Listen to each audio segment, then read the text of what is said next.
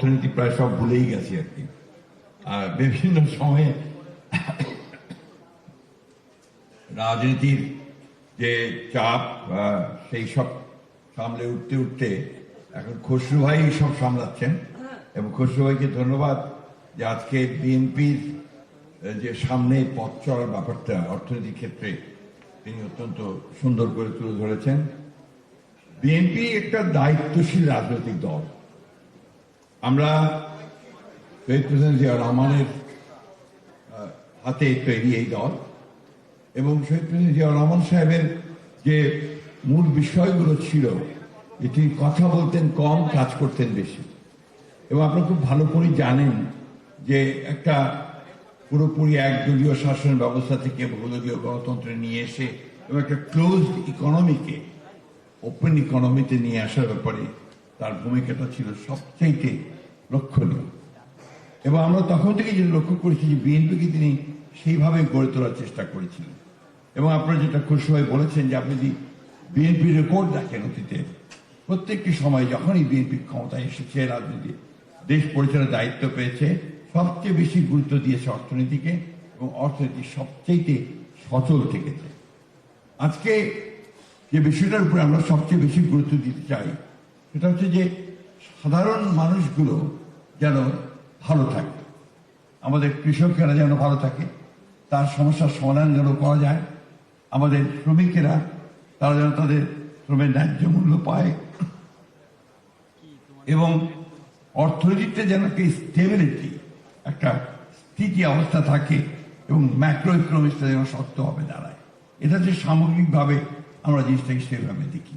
সেই জন্যই আপনারা লক্ষ্য করেছেন যে প্রত্যেকবারই বিএনপি যখন রাষ্ট্র পরিচয়ের দায়িত্ব পেয়েছে, বিএনপি বিরুদ্ধে এই কথা বলা যায়নি যে বিএনপি অর্থনীতি ধ্বংস করে দিয়েছে। বিএনপি অর্থনীতিকে সচল করেছে, এবং এমনও বলা হয়েছে যে ইমার্জিং টাইগার আপনার বলা হয়েছে বাংলাদেশকে। এটা হচ্ছে যে তখন এই কারণে এখন যেমন খসরু ভাই যে কথাগুলো বললেন, যে বিষয়গুলো নিয়ে আপনাদের সঙ্গে কথা বললেন, এই বিষয়গুলো বাংলাদেশে এখন সবচেয়ে বড় প্রবলেম। আমি ব্যক্তিগতভাবে মনে করি যে বাংলাদেশে ব্যবসায়ীদের ব্যাপারে আসলে চিন্তা ভাবনাটাও পরিবর্তন করা দরকার। এখানে সম্ভবত ডক্টর ইনামুল হক সাহেব এই কথা বলেছেন যে চোর ধরা ব্যাপারটা না থেকে এখানে ট্রাস্টের ব্যাপারটা খুব ইম্পর্টেন্ট। ব্যবসায়ীদেরকে যদি আমরা বিশ্বাসী না করি, তাহলে সে আমার ব্যবসা করে আমাকে সে কি দেবে, এই বিষয়গুলো আমার মনে হয় খুব জরুরি। আরেকটা বিষয় যেটা আমি একটু জানতে চাই আপনাদের সামনে, আমাদের এই 15 বছর যারা লুট করেছেন, চুরি করেছেন, ব্যাংক ডাকাতি করেছেন, লুটপাট করে নিয়ে চলে গেছেন, তাদেরকে ধরেন, তাদেরকে শাস্তি দেন। তাদের যে ইন্ডাস্ট্রিগুলো আছে, তাদের যে শিল্প কলকারখানা আছে, সেগুলো যে হাজার হাজার মানুষ কাজ করছে, সেগুলো বন্ধ করে দিয়ে যে 14 লক্ষ বেকার হয়ে গেছে শুনলাম কিছুক্ষণ আগে, তারা যাবে কোথায়? এই বেকারত্বটা আমরা সৃষ্টি করছি কেন? আমি মনে করি বিষয়টা আমাদেরকে আবারও ভেবে দেখা উচিত। এই কারখানাগুলোকে আমরা কিভাবে চালু করতে পারি, এই প্রতিষ্ঠানগুলোকে আমরা কিভাবে এই মানুষগুলোর কর্মসংস্থানের সৃষ্টি করতে পারি, সেটা আমাদের দেখা দরকার। 1975 সালে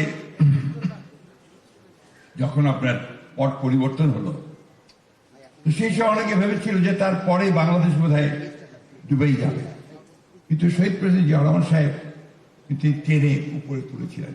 একটা বটমলেস বাস্কেট থেকে সেটাকে একটা সম্ভাবনার একটা জনপদ তৈরি করতে সক্ষম হয়েছিলেন। আমাদের দুঃখিত, আমাদের কৃষকদের কিন্তু প্রচুর উৎপাদনশীলতা আছে।